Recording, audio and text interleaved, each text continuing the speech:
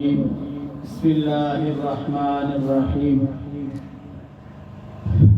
يا أيها الذين آمنوا اتقوا الله وكونوا مع الصادقين. صدق الله العظيم وصدق رسوله النبي الكريم، ونحن على ذلك لمن الشاهدين والشاكرين، والحمد لله رب العالمين. اللهم صل على محمد وعلى آل محمد كما صليت على إبراهيم وعلى آل إبراهيم إنك حميد مجيد.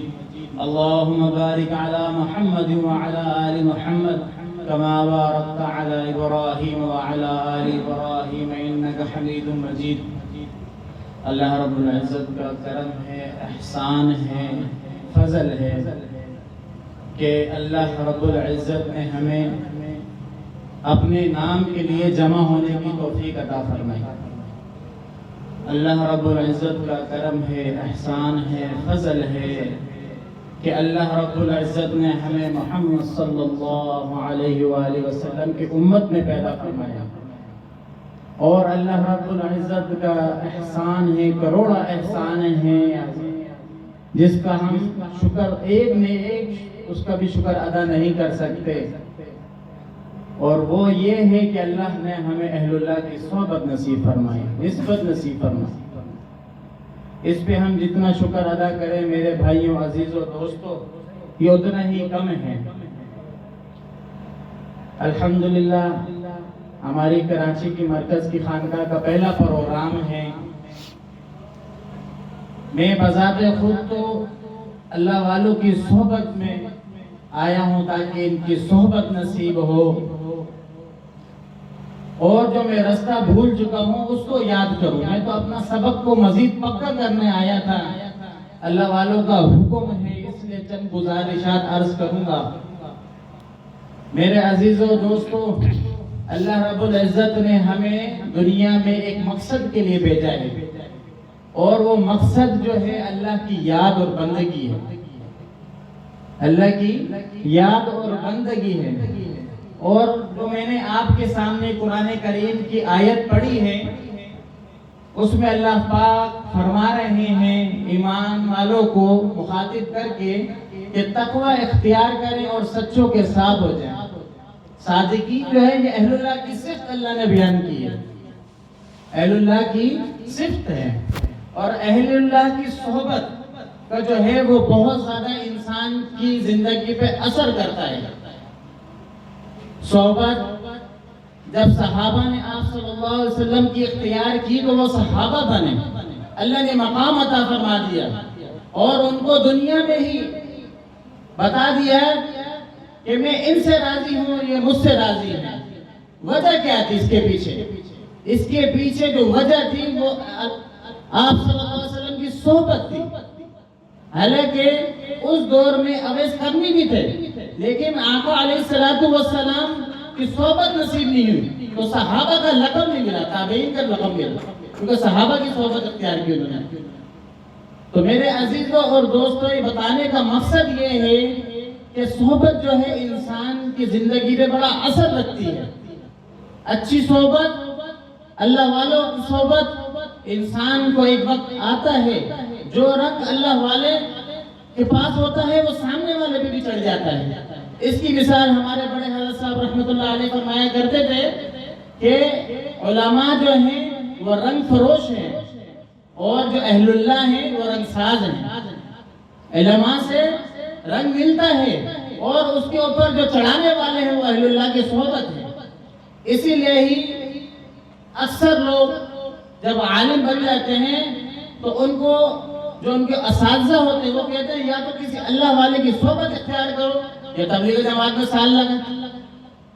یعنی ان کو پتہ ہے کہ علم کے بعد جو تکبر ہے وہ علم کا تکبر اتنا خطرناک ہے کہ جس کا کوئی حساب نہیں.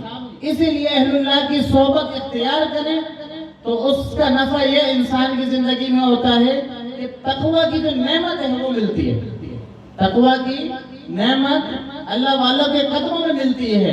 جب انسان اللہ کی طرف ایک قدم بڑھاتا ہے تو اللہ پاک اس کے طرف 10 ہاتھ آتے ہیں، 10 قدم بڑھاتے ہیں. انسان چل کے آتا ہے تو اللہ پاک دوڑ کے آتے ہیں. تو میرے بھائیوں اور دوستوں، ہم ایسے نہیں آئے دنیا کے اندر، ہم ایک مقصد لے کے آئے ہیں، اور اسی مقصد کو یاد کرنے کے لیے یہ محفلیں، یہ مجالس ہے اور اہل اللہ کی صحبت ہم اس لیے اختیار کرتے ہیں کہ آج اگر علم کی بات کریں تو ہر بندے کو تقریباً پتہ ہے کہ بھائی نماز پڑھنا فرض ہے، لیکن اس کے باوجود بھی مسجدیں خالی ہیں۔ اس کی وجہ کیا ہے؟ یہ جو نماز پڑھتے ہیں اس کے بعد بھی وہ برائی سے بچ نہیں سکتے، حالانکہ قرآن کریم میں اللہ کریم فرما رہے ہیں کہ نماز تو برائیوں سے روکتی ہے، اور صرف ایک برائی نہیں، ساری برائیوں سے۔ ہماری نمازیں ہمیں برائیوں سے کیوں نہیں روکتی؟ کبھی ہم نے اس کے بارے میں سوچا ہے؟ کبھی ہم نے یہ سوچا ہے کہ اللہ پاک نے قرآن کریم کیوں اتارا ہے؟ حالانکہ قرآن کریم میں اللہ پاک فرما رہے ہیں کہ بھلائی کے لیے اتارا ہے بھائی، یہ تم، پھر ہم کیوں نہیں پڑھتے؟ اس کی وجہ یہ ہے کہ ہم اللہ کا جو ذکر ہے اس سے غافل ہو گئے۔ ہم اہل اللہ کی صحبت میں آنے پسند نہیں کرتے، ہمارے پاس تو دنیاوی مصروفات کے علاوہ ٹائم ہی نہیں ہے۔ ایسا لگتا ہے جیسے ساری زندگی ہمیشہ کے لیے ہم نے یہیں رہنا ہے، اسی لیے ہم بس بولتے ہیں کہ بھائی دنیا ہی دنیا ہونا چاہیے۔ حالانکہ اللہ پاک فرماتے ہیں کہ بھائی مختصر مہلت ہے، یہ تو تیاری کر لو تاکہ خبر آسان ہو جائے، حشر کی منزل آسان ہو جائے۔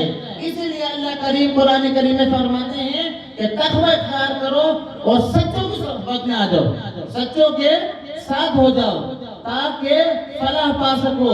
جب انسان اللہ پاک کا ایک حکم مانتا ہے تو اللہ پاک اپنے فضل سے اس کو دوسرا حکم ماننے کی توفیق عطا فرماتے ہیں۔ جب انسان اہل اللہ کی صحبت میں آتا ہے، نماز تو ہم اپنے شیخ سے جب بیعت تھے اس سے پہلے بھی نماز پڑھتے تھے، لیکن ہمیں نماز کی جو مزہ ہے، نماز کی جو کیفیت ہے وہ حاصل ہی نہیں تھی۔ ہمیں پتہ ہی نہیں تھا کہ نماز پڑھی ہے، ادھر ہم اللہ اکبر کہتے تھے اور بازاروں میں دل گھوم رہا ہے، معاملات میں گھوم رہا ہے، کوئی دکان کا حساب کر رہا ہے، کوئی اور مسائل میں پھنسا ہوا ہے۔ تو میرے عزیزوں و دوستوں، یہ جو محفل ہے، ہمارے یہاں آنے کا جو مقصد ہے، جو قرآن کریم کا حکم ہے، اس کے لیے ہم یہاں جمع ہوئے تاکہ سچوں کے ساتھ ہو جائیں اور ہماری آخرت، دنیا بھی آسان ہو جائے، آخرت بھی آسان ہو جائے۔ تو میرے عزیزوں اور دوستوں، یہ صحبت جو ہے یہ بڑی میٹھی چیز ہے۔ اکثر ساتھی پہلے جب ہم لوگوں کو دیکھتے تھے کہاں جا رہے، شیخ سے ملنے جا رہے ہیں، تو سوچتے تھے یار یہ کتنا خوش ہے، وجہ کیا ہے اس کے پیچھے، اس کی راحت کی وجہ کیا ہے، اس کا تیار ہونے کی وجہ کیا ہے۔ لیکن آج جب اللہ نے یہ نعمت ہمیں عطا کی تو آج ہمیں پتہ ہے کہ اللہ والوں کی صحبت کا کتنا بڑا نفع ہے۔ انسان کی زندگی کی تاریخ پوری پلٹ جاتی ہے۔ جو درست سمت میں ہوتے، یعنی کہ جو غلط سمت میں ہوتے ہیں اس کا سمت ہی درست طرف آ جاتا ہے۔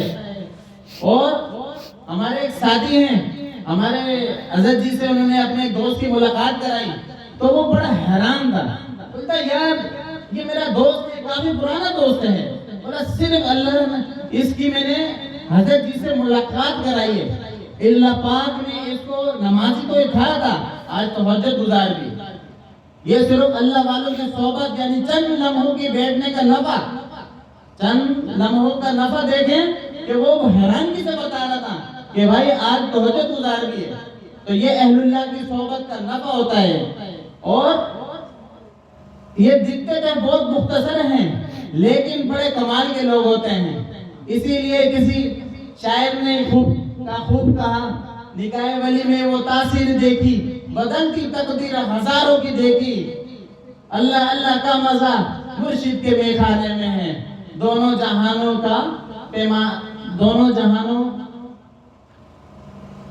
کی حقیقت ایک پیمانے میں۔ میرے عزیزوں و دوستوں، اس پہ جتنا اللہ کا شکر ادا کیا جائے اتنا ہی کم ہے۔ جتنا زیادہ ہم اہل اللہ کی صحبت اٹھائیں گے انشاءاللہ اتنی اللہ کی پہچان ہوگی۔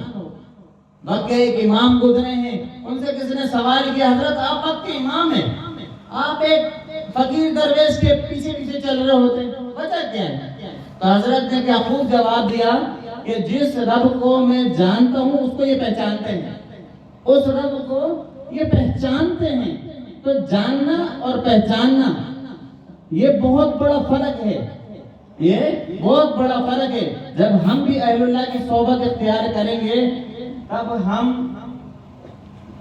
اللہ کو، اہل اللہ کی صحبت میں بیٹھیں گے اور اللہ کو پہچان لیں گے تو ہماری نماز کی نماز ہوگی۔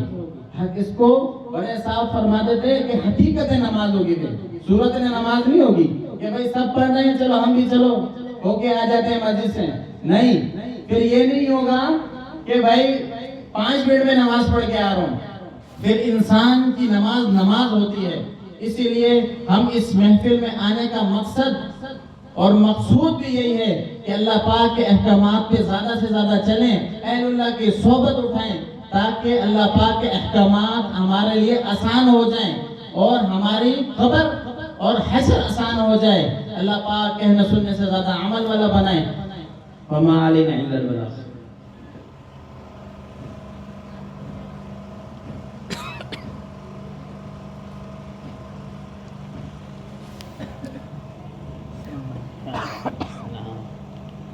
راستے میں اس کی طبیعت خراب ہو گئی تھی، میں نے گاڑی روک دی، میں نے سلطان صاحب کی روکا ہے، جوس وغیرہ پلائے ہیں۔